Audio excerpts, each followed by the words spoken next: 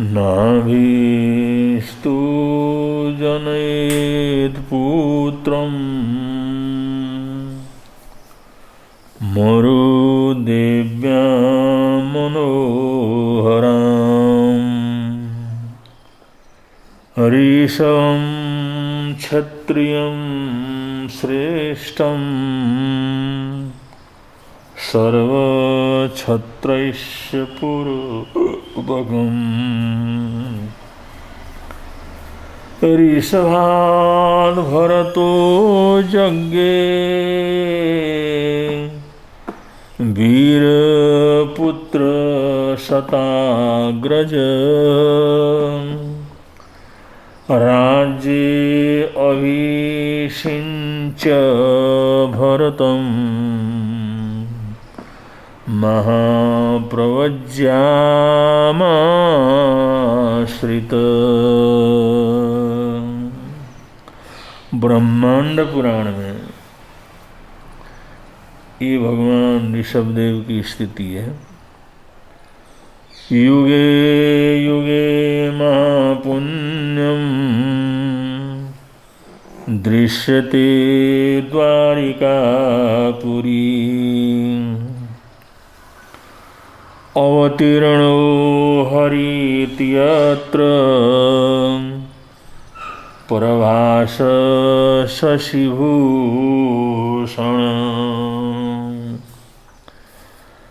रैवताद्रौ जिनो नेमि योगादि विमलाचले ऋषीणामाश्रमादेव मुक्तिमार्गस्य कारणम् मुक्तिमार्गस्य कारणम्।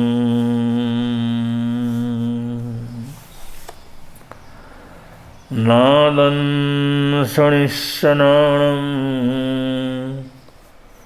नाणेन विना न हुन्ति चरणगुणा अगुणिष्यणथिमोक्षो अणथि अमोक्षणिमाणम्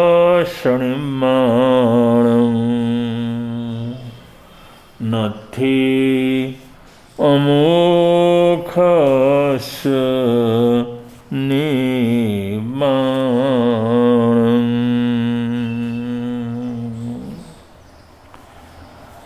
सम्यक दर्शन के विशेष लक्षण बतलाए जा रहे हैं। ऐसे लक्षणों का यहाँ पर विवेचन है जिनको हम लोग अगर चाहें तो पढ़ सकते हैं। उन लक्षणों के माध्यम से जान सकते हैं, पहचान सकते हैं, अपने जीवन को तौल सकते हैं और हम ये पता लगा सकते हैं हमारे जीवन में सम्यक दर्शन का परिपाक हुआ या नहीं हुआ। हम सम्यक दर्शन के धरातल के ऊपर उतरे या नहीं उतरे। हम सम्यक्ति हैं या नहीं हैं। ये अपने ही प्रश्नों का उत्तर अपने आप अपने जीवन के अंदर ढूंढा जा सकता है, जो इस प्रसंग के अंदर अनेक लक्षण शास्त्रकार बतला रहे हैं। तो उसमें दो लक्षणों का पहले सामान्य रूप से विवेचन किया जा चुका है।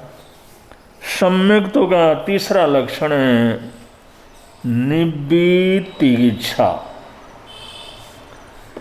तीसरा लक्षण है निब्बितिगिच्छा। इसी को संस्कृत के अंदर बोले तो निर्विचिकित्स्य। निर्विचिकित्स्य, इसको निर्विचिकित्स्य कहते हैं। ये जैन धर्म का, जैन दर्शन का पारिभाषिक शब्द है। ये शब्द अन्य भाषाओं में इस अर्थ में प्रयोग नहीं होता।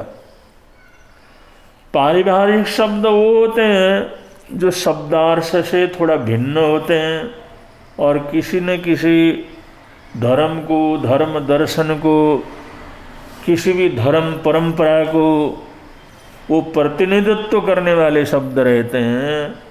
तो ये निर्वी चिकित्सा या निर्वी चिकित्स्य या जिसको निर्वी चिकित्स्य कहा जाता है, ये जो तीसरा सम्यक्त्व का लक्षण है, ये भी जैन धर्म में, जैन दर्शन में विशेष रूप से इसका प्रयोग होता है और ये पारिभाषिक शब्द है। और जो परिभाषा यहाँ पर जैन दर्शन में इसके लिए दी गई है, हर जगह पर ऐसी परिभाषा हो ऐसा जरूरी नहीं है। तो ये निर्वी चिकित्सा, ये जो शब्द है, इस शब्द का जो अर्थ है वो यहाँ पर शास्त्रकार बतलाते हैं। ये जो है सम्यक दर्शन का लक्षण है। जब सम्यक दर्शन होता है तो ये जो जीवन के अंदर उतर जाती है। ये क्या चीज़ है? निर्वी चिकित्सा। शास्त्रकार कहते हैं धर्म का ध्यान का काम करते हुए, पुण्य करते हुए, धार्मिक अनुष्ठान करते हुए, स्वाध्याय ध्यान आदि करते हुए, जितने भी धार्मिक कृत्य हैं, धार्मिक अनुष्ठान हैं, जो वीतराग भगवंतों ने बतलाया है, आत्मकल्याण के लिए बतलाया गया है, तपस्याएँ, चरित्र के अलग अलग भेद हैं, उन सब का जो अनुष्ठान बताया हुआ है, वो जो धर्म के कृत्य करते हुए मन में अगर ये विचार आता है, जो मैं ये तप कर रहा हूँ, जप कर रहा हूँ, जाप कर रहा हूँ, ध्यान कर रहा हूँ, क्या इसका फल कभी मिल भी आएगा? कुछ फल होगा इसका, या वैसे व्यर्थ ही समय बर्बाद किया जा रहा है? ऐसे जो और अनुष्ठान, जैसे यात्रा है, पूजा है, आराधना है, साधना है, कोई भी अगर वो करता है, वो फिर होता है बीच में बैठ करके, अरे ये सब पैर तुड़ा करके जा रहे हैं, क्या इसका कोई अर्थ है? इसका कोई मतलब है? इसका कोई फल मिलेगा? क्या फल मिलेगा? मिलेगा या नहीं मिलेगा? कहते तो है मिलता है, लेकिन क्या पता मिले या नहीं मिले। ऐसे धार्मिक कृत्य करते हुए उसके फल के संबंध में तरह तरह की शंका का पैदा होना। जैसे तपस्या कर रहा है, आंतरिक तप है, बाह्य तप है, त्याग पचखान है। अब जो भी करते हैं तो उनके अंदर बंदिश होती है तो उसके अंदर तकलीफ होती है। कोई भी नियम प्रत्याख्यान करते हैं तो उसमें कुछ न कुछ प्रतिबंध होता है, और प्रतिबंध में रहते हैं तो उसमें तकलीफ होती है। तो जैसे वो तकलीफ होती है तो सोचता है ये सब मैं कर रहा हूँ, ये जो धार्मिक अनुष्ठान है इसका फल भी है, या वैसे कह रखा है, वैसे दुनिया के अंदर ये बात चल रही है, क्या इसका फल मिलेगा? मिलेगा तो क्या फल मिल सकता है इसका? मिलेगा भी कि नहीं?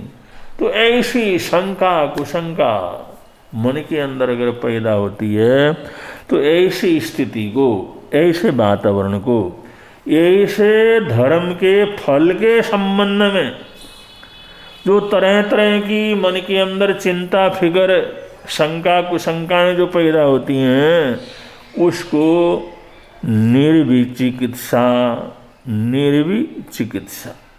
इसको निर्विचिकित्सा कहते हैं। निर्विचिकित्सा है तो इसका मतलब हमारे मन में कोई भी क्रिया करते हुए कहीं ना कहीं कुछ ना कुछ शंका कुशंका पैदा होती है।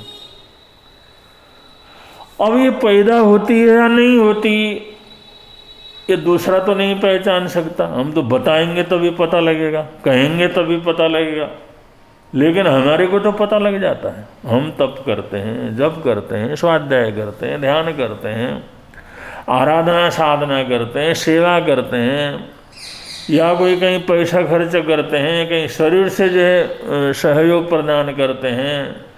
ऐसा बहुत से काम हम जीवन के अंदर धर्म के पुण्य के जब करते हैं तो ऐसे करने पर अगर हमारे मन के अंदर ये शंका पैदा होती है, ये सब कुछ मैं कर रहा हूँ, ये अपने पैसा खर्च कर रहा हूँ, समय लगा रहा हूँ, मेहनत कर रहा हूँ, ये वास्तव में ये धर्म ध्यान जो हो रहा है, धर्म अनुष्ठान हो रहा है, इसका फल मिलेगा? इसको मिला क्या? मिलना निश्चित है, मिल सकता है, पता नहीं मिलेगा नहीं मिलेगा, कर तो रहे। अब इसका धर्म का फल कुछ मिलेगा नहीं मिलेगा ये तो कुछ पता नहीं। ऐसी जीवन के अंदर सोच, ऐसी भावना, ऐसी कमजोरी, ऐसी शंकाएं, कुछ शंकाएं। अब ये अगर ऐसा होता है तो हमारे को पता लगता है, हम जान सकते हैं हमारे मन के अंदर ये भाव पैदा होते हैं या नहीं होते, हमारे मन के अंदर ये सोच पैदा होता है या नहीं होता, ये विचार पैदा होते हैं या नहीं होते। कोई भी ऐसा धार्मिक अनुष्ठान करते हैं तो उसके अंदर जो है कोई अपमान वगैरह हो गया, किसने कुछ धमकाया, कोई अपने को तकलीफ वगैरह हो गई, प्यास लगी, पानी प्यास लगी, भूख लगी, अगर वो त्याग पचखान जो भी चरित्र का पालन कर रहे हैं उसमें कोई विघ्न बाधाएं पैदा हो गई, उस समय परेशान होकर के आदमी सोचने लगे अरे भाई ये सब क्या है, ये सब करने की क्या ज़रूरत है, दुनिया नहीं करती तब भी तो आराम से रह रहे, मैं कोई विशेष बात थोड़ी है, मुझे करने की क्या ज़रूरत है, पता नहीं इसका फल भी मिलेगा नहीं मिलेगा, कहते तो हैं इसका ऐसा ऐसा फल मिलता है, लेकिन लगता तो नहीं कुछ नहीं, ऐसा करने से कुछ धार्मिक फल मिलेगा। ऐसा भाव अगर तुम्हारे जीवन के अंदर आता है, विचार आते हैं, ऐसी शंकाएँ कुशंकाएँ पैदा होती हैं, तो समझ लो अभी तुम्हारा वो जो सम्यक दर्शन है उसका परिपाक नहीं हुआ है, अभी सम्यक दर्शन नहीं आया है, अभी सम्यक दर्शन के धरातल के ऊपर तुम खड़े नहीं हो। अब इसमें जो है तो ऐसे भाव अगर आते हैं तो ये समझना चाहिए अभी मेरा सम्यक दर्शन कच्चा है। जब सुनते हैं तब तो ऐसा लगता है, जब कोई सुनाता है तब तो विश्वास हो जाता है, लेकिन कभी भी ऐसा कोई विघ्न बाधा आ जाए तो ऐसी शंकाएं कुशंकाएं मन के अंदर पैदा होती हैं। तो ऐसा पैदा होती हैं तो इसका मतलब अभी हम कच्चे हैं, अभी सम्यक दर्शन के पथ के ऊपर हमारा आगे बढ़ना नहीं हुआ है। तो ये तीसरा लक्षण है, इससे भी हम बहुत अच्छी तरह से पहचान सकते हैं कि हमारे जीवन के अंदर ये जो सम्यक दर्शन है या नहीं है। बहुत से लोग पूछते हैं, बहुत से श्रावक श्राविकाएँ पूछते हैं कि महाराज इतना हम कुछ कर रहे हैं, क्या सम्यक दर्शन हमारे को आ गया? तो हम यही कहते हैं भाई ये जो 8 चीज़ें हैं इनके ऊपर थोड़ा विचार करो, इनके ऊपर थोड़ा सोचो, ये रास्ते बतलाए, ये जो सम्यक दर्शन के लक्षण बतलाए, ये अगर तुम्हारे जीवन में ऐसे पैदा होते हो तब तो सम्यक दर्शन नहीं है। अगर एकदम पैदा नहीं होते, अरे जो करेंगे उसका फल तो मिलेगा ही मिलेगा, या उसके अंदर सोच ही नहीं आता, विचार ही नहीं आता, करता है चाहे कितनी परेशानी हो, लेकिन जो करना है वो तो करना ही है। बड़ी दृढ़ता से, विश्वास से, बिना शंका के अगर ऐसी रुकावट आने पर भी वो आराधना साधनाओं को बड़े विश्वास के साथ करता है, दृढ़ता के साथ करता है, तो ये समझ लो उसके जीवन के अंदर सम्यक दर्शन आ गया, और वो सम्यक दर्शन के धरातल के ऊपर है। तो ये बहुत ही सुंदर और बहुत ही जो है आवश्यक ये प्रकरण है, जिसको अगर सुनते हैं, जानते हैं और याद रखते हैं तो हम अपने आप को जीवन के अंदर पढ़ सकते हैं। और इसी बात को गीता के अंदर भी कहा गया है, कर्मण्येवाधिकारस्ते मा फलेषु कदाचन। कर्मण्येवाधिकारस्ते, कर्म करने में तुम्हारा अधिकार है। दान करो, पुण्य करो, सेवा करो, तपस्या करो, त्याग करो, पचखान करो, कुछ भी करो, ये करना तुम्हारे हाथ में, करना तुम्हारे हाथ में, करो। और जो भी अच्छा काम तुम्हारे को लगे, जो भी आवश्यक लगे, जो भी करणीय लगे, जो कर्तव्य प्राणता पूर्वक लगे, भाई ये करना तो जरूरी है, ऐसा काम तुम करो, ये करना तुम्हारे हाथ में। क्यों? कर्मण्येवाधिकारस्ते, कर्म करने में तुम्हारा अपना अधिकार है, तुम कर सकते हो, जो चाहे सो कर सकते हो। और मा फलेषु कदाचन, और वो फल तो तुम्हारे हाथ में नहीं है, क्या फल मिलेगा, कब मिलेगा, कैसे मिलेगा, किस तरह से मिलेगा, इसलिए फल के विषय में सोचो ही नहीं। ये गीता का सार बतलाया, गीता का एक जो मार्गदर्शन बतलाया। उन्होंने कहा कर्तव्य के पूर्वक, ध्यान पूर्वक, लगन पूर्वक काम करो, करना तुम्हारा अधिकार है, लेकिन उसका क्या फल मिलेगा नहीं मिलेगा, कितना मिलेगा, कब मिलेगा, कैसे मिलेगा, इस चीज को बिल्कुल दिमाग से निकाल दो, बिल्कुल दिमाग से निकाल लो। फल संबंधी चिंता, फल संबंधी सोच तुम्हारे मन के अंदर आना ही नहीं चाहिए। सिर्फ कर्तव्य परायणता जीवन के अंदर जागृत रहना चाहिए। ये गीता का सार है। गीताकारों ने बतलाया भाई ऐसा करो। और इसी चीज को क्या कहते हैं? जैन दर्शन में निर्वितिगिच्छा, निर्वितिगिच्छा, निव्वितिगिच्छा। तो ये जो है वो चीज है जो गीता के अंदर उस रूप में कहा गया है। ये है भाई कर्म करना, कर्म करने में आनंद प्राप्त करना, कर्म जो है भुगतने, कर्म जो है हम करते हैं उसके अंदर खुशी पूर्वक करना, ये जो है प्रेरणा इसके अंदर दिया गया है। एक तो फल से खुश होता है, कर्म से खुश होता है। कर्म से खुश होना चाहिए, फल की अपेक्षा जीवन के अंदर नहीं करनी चाहिए। ये इस गाथा के अंदर यहाँ पर बतलाया गया है। जैसे कि एक विद्यार्थी है, एक है उसका पढ़ना और दूसरा है पढ़ करके पास होना और पढ़ने के बाद उसको नौकरी वगैरह मिलना। ये दो चीज़ हो गए। पास होना उसका फल है और कोई नौकरी वगैरह मिलती है तो उसका फल है। और जो पढ़ने के लिए मेहनत करना, परिश्रम करना, उसमें जो भी करना है, भागदौड़ करना, ये सब कर्म के अंदर है। एक कर्म का, एक उसके फल का।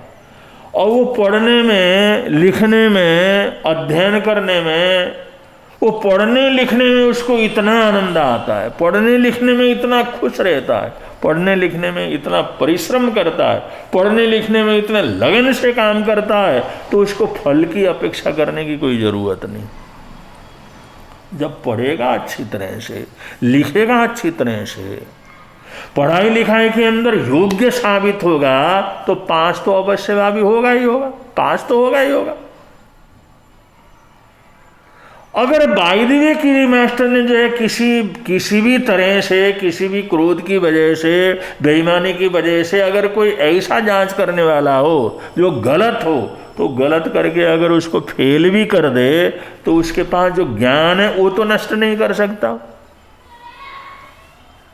जो साल भर पढ़ करके मेहनत करके जो ज्ञान प्राप्त किया, वो तो ज्ञान का जो फल है वो तो नष्ट नहीं कर सकता। और पास होना तो जब इस तरह से पढ़ाई करेगा तो पास होएगा ही होएगा, उसका फल आएगा ही आएगा।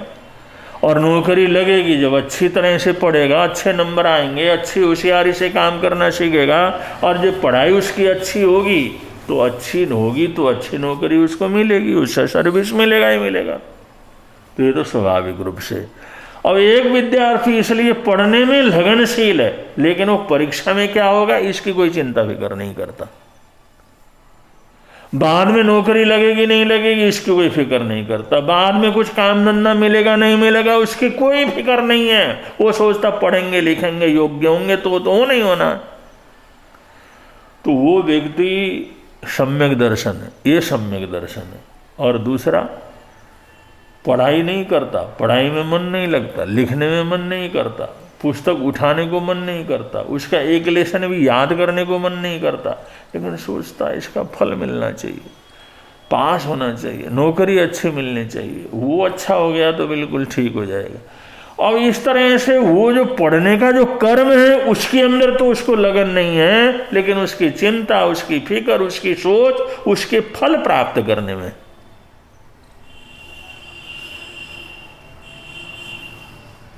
तो ऐसे या तो फल प्राप्त करने की चिंता में मरे, या फिर ये सोचे पता नहीं फिर पास होऊंगा नहीं होऊंगा। पढ़ने इतना पढ़ो, इतना लिखो, इतना मेहनत करो, पास नहीं हुए तो क्या होगा, फेल हो गए तो फिर क्या होगा, किसी मास्टर ने हमारे को नंबर नहीं दिया तो कैसे काम चलेगा, आगे तो सारी ज़िंदगी काली हो जाएगी, आगे तो कुछ नौकरी भी नहीं मिलेगी, धंधा भी नहीं मिलेगा, कुछ भी नहीं कर सकेंगे। अगर ये जांच करने वाला ठीक नहीं रहा, हमारे को अच्छी तरह से नंबर नहीं दिया, हमारे पास नहीं हुए, फर्स्ट डिवीज़न से पास नहीं हुए, तो फिर तो बड़ी बर्बादी हो जाएगी। और पढ़ता तो है नहीं, लेकिन उसका फल न मिले तो क्या होगा, मिलेगा नहीं मिलेगा, इस उधड़बुन में पूरा का पूरा समय व्यर्थ कर देता है। तो ये क्या है, निर्विचिकित्सा। तो ऐसा नहीं करना, इस चीज से बचना। ये जो शंकाएं कुशंकाएं फल प्राप्ति के संबंध में, फल के संबंध में, चिंतन मनन करते हुए जो उसका कर्म है उसको ही जो है छोड़ देना। अब एक किसान जो है समय आने पर उसको पता लगा, पिता ने कहा भाई जैसे बादल आएंगे, जैसे वर्षा होने लगेगी उस समय खेत जोत करके बीज उसके अंदर डाल देना। जैसे बादल वगैरह आएंगे, ठंडी हवा चलेगी और खोद खाद करके इसको पहली बारिश होने से पहले पहले तुमने ये सब क्या कर देना है, कर देना। और वो बीज तो लिया, लेकिन जिस बादल भी आए, लेकिन सोचता पता नहीं बरसेंगे या नहीं बरसेंगे, पता नहीं वो बीज पैदा होगा या नहीं होगा, पता नहीं उसके पौधे होंगे या नहीं होंगे, पता नहीं उसको जितना पिताजी ने कहा मिलेगा नहीं मिलेगा, पता नहीं मिलेगा तो क्या होगा, आंधी आ गई तो क्या होगा, बादल तो आ रहे हैं, वर्षा नहीं आई तो क्या होगा।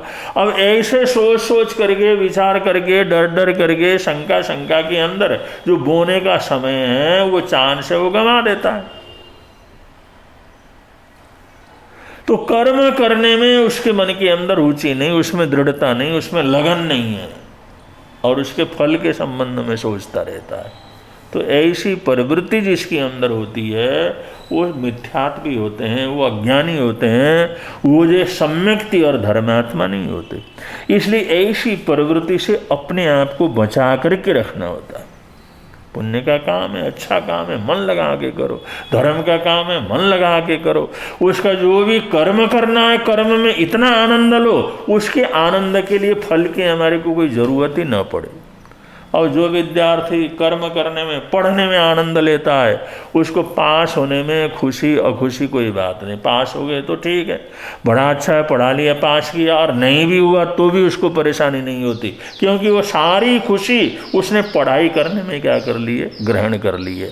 तो कर्म करने में खुशी होना, प्रसन्नता होना और जो कर्म करने की प्रवृत्ति जीवन के अंदर होना, इसको सम्यक दर्शन बतलाया गया है। और कर्म में रुचि नहीं होना और फल की रुचि के अंदर चिंता फिक्र करते रहना, ये मिथ्यात्व का क्या है लक्षण।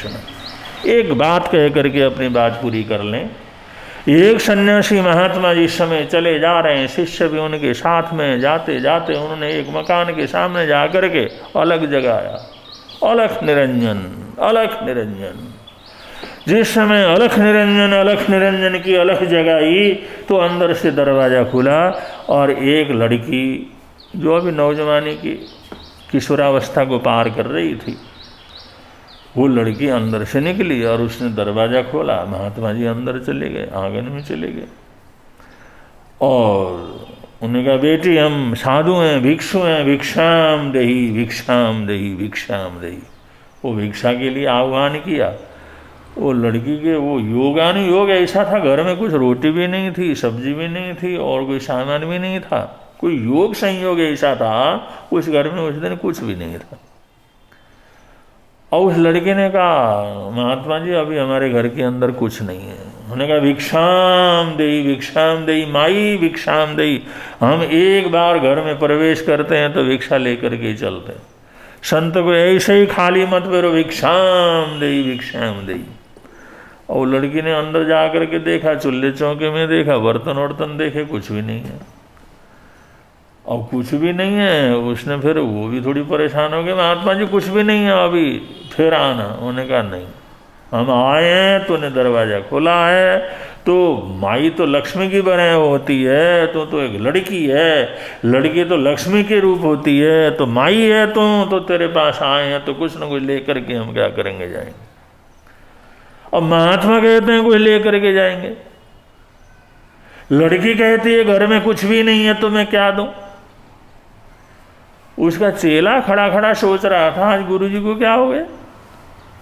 अब ऐसे जबरदस्ती थोड़ी मांगना चाहिए, जब है नहीं तो क्या देगी वो।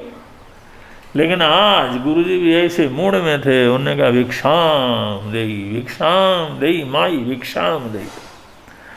और लड़की ने कुछ नहीं, अरे कुछ होगा, मिट्टी होगी, राख होगा, कुछ तो होगा, देख ले इधर उधर। उन्होंने कहा, मिट्टी राख, अरे होगा कुछ न कुछ तो दे। अब सामने मिट्टी पड़ी हुई थी, उन्होंने कहा, मिट्टी का ढेर है नहीं, इसमें से दे दे, जब तेरे पास कुछ भी नहीं है तो मिट्टी दे दे। उन्होंने कहा मिट्टी। वो बेचारी लड़की बड़ी सहम गई, वो सोचने लगी ये तो बड़ी गलती हो गई, मिट्टी और मिट्टी कैसे, धूल मिट्टी ये महात्मा के पात्र में कैसे डाले। लेकिन वो बेचारी ना बोले ना कुछ करे। उन्होंने कहा माई यही दे दे, जब तेरे पास कुछ नहीं है देने के लिए, संत को ऐसे खाली नहीं भेजते, भिक्षाम दे, ये मिट्टी दे दे चल। और उसने, वो बेचारी वो लड़की थी, वो महात्मा थे जड़ाजूट, उसने जो मिट्टी उठाई और उनके पात्र में क्या किया। लेकिन बड़ा तकलीफ हुआ वो मिट्टी देते हुए, लेकिन तकलीफ हुआ, ठीक है, आशीर्वाद दे करके वहाँ से रवाना हो गए। और उधर से रवाना हो गए, आगे चले गए तो चेला जो था वो कहने लगा गुरुजी आज तो आपने गजब कर दिया। उन्होंने कहा कभी एक बार मना करे तो आप लौट जाते हैं, कोई जरा सा नानुकर करे तो लौट जाते हैं। अगर आप चेहरे को देख लेते हैं इसने देना नहीं, इसकी देने की इच्छा नहीं है, तो उसी समय वहाँ से निकल जाते हैं। लेकिन आज तो उस मकान के अंदर आपने कमाल कर दिया, ले भी नहीं निकले नहीं। और बेचारी लड़की इतनी परेशान और दुखी, और वो बेचारी उसके पास कुछ देने के लिए था ही नहीं, और फिर भी आपने कहा नहीं मैं तो ले करके ही जाऊँगा।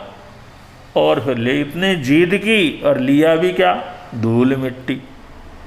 ये गुरुजी धूल मिट्टी खाना शुरू करेंगे अब, ऐसे नौबत आ गई। अरे दुनिया के अंदर दुनिया तंग नहीं और साधु संतों के लिए तंग, दुनिया नंग नहीं और साधु संत तंग नहीं। दुनिया के अंदर दुनिया नंगी नहीं होती, दुनिया के अंदर सब कुछ होता है, दुनिया के पास सब कुछ होता है। और साधु की कोई तंगी नहीं है, एक नहीं दे तो दूसरा दे देता है, तो दूसरी जगह जा करके ले लेते। अब मिट्टी उसके अंदर लेने की क्या जरूरत है, इसका क्या करेंगे। चेले को कहा ले इधर ले जा करके फेंक दे, इसको इधर फेंक दे। उसमें फेंक भी दिया, उन्होंने कहा फेंक तो दिया, लेकिन अब फेंक नहीं था, लेने की जरूरत क्या थी ये तो बतलाओ। वो सन्यासी कहने लगे बेटा हम सब सन्यासी हैं, और सन्यासी एक दुनिया में गुरु होता है, और गुरु का मतलब है जो चेले हैं शिष्य हैं उनके जीवन को संवारना। तो मैंने देखा लड़की अच्छे घर की है, मैं गया उस घर के अंदर, कुछ परिस्थिति ऐसी उसने देखा वे कुछ नहीं है, और उसने देने से मना कर दिया, इनकार कर दिया। उसके मन के अंदर अफसोस ही नहीं था मना करने में, उसको मना करने में भी कुछ नहीं है, इसमें उसको कोई गिल्टी फील नहीं हो रही थी, कोई भी मन के अंदर अफसोस नहीं हो रहा था।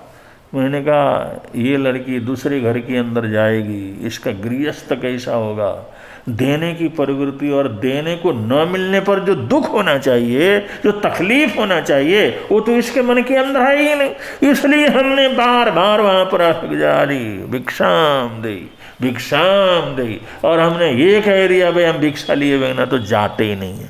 और कुछ नहीं था तो उसको मिट्टी देना पड़ा, और मिट्टी देते समय देख उसके मन के अंदर कितनी तकलीफ थी, मन के अंदर कितना पश्चाताप था, मन के अंदर कितना सोच था कि आज क्या ऐसी बात हो गई, मैं मिट्टी महात्मा को दे रही हूँ। उसके चेहरा पड़ता, चेहरे के अंदर बड़ी तकलीफ थी, उसने आज बड़ी तकलीफ से हमारे को मिट्टी दे दी।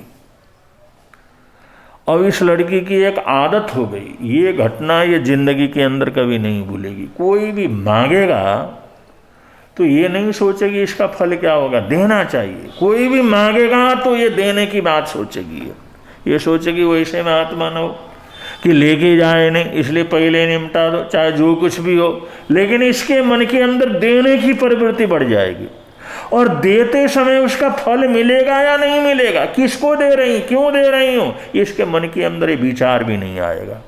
और कभी भी इसके घर के अंदर खाली नहीं रहेगा, क्योंकि ये कुछ न कुछ जरूर रखेगी। चाहे सारी रोटी एक रोटी रख ले, सब्जी रख ले, कोई मीठा रख ले, कोई लड्डू रख ले, कोई चावल रख ले, कोई आटा रख ले, कुछ न कुछ अपने पास जरूर रख लेगी, अपने घर के अंदर जरूर रखेगी। बाई द वे किसी को देना पड़ जाए तो, बाई द वे कोई भिक्षु वगैरह आ जाए तो, बाई द वे कोई मांगने वाला आ जाए तो, इसके मन के अंदर एक डर रहेगा, और देने में इसको कोई स्वार्थ नहीं रहेगा। अब एक इस घटना से इसका जीवन ऐसा बदल दिया है, मैंने ऐसा बदल दिया है, अब इसका हाथ हमेशा ऊपर रहेगा। कोई भी मांग ले तो उसको जरूर ये क्या करेगी, देगी। तो अच्छे घर की कन्या है, भाग्यशाली पुण्यशाली है, तो मैंने उसके साथ साथ ये देने की पुण्यवाणी जोड़ दी। अगर हम ऐसा कोई उपक्रम न करें, हम ऐसा न सिखाएं, हम ऐसी आदत पैदा न करें, तो ये संसार का कल्याण कैसे होगा। इसलिए उसके जीवन में देने की वृत्ति पैदा करने के लिए, उसके जीवन के अंदर निर्विचिकित्सा पैदा करने के लिए, उसके मन के अंदर देना एक काम है, उसका फल मिले या ना मिले उसकी चिंता फिक्र करे बिना देने की प्रवृत्ति आ जाए। अब वो कभी भी जिंदगी के अंदर सोचे कि अरे कुछ न कुछ देना है, कुछ न कुछ अपने पास रखना है, कोई बाहरी भी आया तो देना पड़ जाएगा, ये देने की भावना उसके मन के अंदर रहेगी, इसका फल मेरे को क्या मिलेगा, इसके जीवन के अंदर कभी वो सोच नहीं आएगा। तो ये सम्यक दर्शन से होकर के आगे गुजरेगी, इसके जीवन का ऊर्ध्वारोहण प्रारंभ हो जाएगा। तो एक भाषा, एक लड़की को उसके जीवन को एक सुंदर बनाने के लिए, एक आध्यात्मिकता से जोड़ने के लिए आज हमने इस प्रकार से जिद करके मिट्टी लेकर के आए और उसका जीवन बदल गया। तो हमारे लिए क्या है, संसार बदल जाए, संसार के लोग अच्छे हो जाएं, इन लोगों को अच्छी आदत पड़ जाए, तो यही हमारे लिए सबसे बड़ी सेवा पूजा है, यही परमात्मा की आराधना साधना है। तो महात्मा जी ने बहुत अच्छी तरह से बतला दिया, शिष्य को बड़ी तसल्ली हो गई कि गुरु किस तरह से लोगों के जीवन को बदलते हैं। तो ये है निर्विचिकित्सा, यह है तीसरा लक्षण सम्यक दर्शन का। ठीक, देने की प्रवृत्ति, काम करने की प्रवृत्ति, उसका फल क्या होगा ये नहीं सोचें। भाई हम काम करें, कर्म के अंदर रुचि पैदा होना, अच्छे कर्म में, कर्तव्य कर्म में, जरूरत के कर्मों में, जो कर्म करना चाहिए उसके अंदर एक सद्भावना पैदा होना और उसको लगन के साथ काम करना। ऐसी प्रवृत्ति अगर हमारे जीवन के अंदर है तो हम सम्यक्ति हैं। अगर काम की लगन तो नहीं है, करने की लगन तो नहीं है, सिर्फ उसका फल ही सोचते रहते हैं, तो अभी सम्यक तो हमारे जीवन से बहुत दूर है। ऐसा हम स्वयं जो है अपने जीवन को पढ़ सकते हैं, पढ़ करके जान सकते हैं कि हम सम्यक दर्शन के ऊपर हैं या नहीं है। अगर इन बातों का ध्यान रख करके, ख्याल रख करके, प्रयोग करके चलेंगे तो यहाँ भी आनंद रहेगा, प्रभव के अंदर भी आनंद रहेगा। इन्हीं मंगल कामनाओं के साथ बोलिए भगवान महावीर स्वामी की जय।